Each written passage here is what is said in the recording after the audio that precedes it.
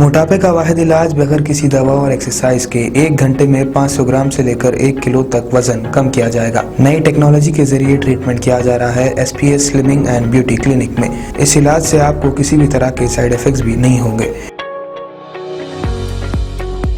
Colour improvement, pimples और dark circles के लिए भी आप आ सकते हैं SPS slimming and beauty clinic, Hyderabad, Abids beside Agarwala sweet house. Screen पर दिए गए नंबर्स पर कॉन्टैक्ट करें।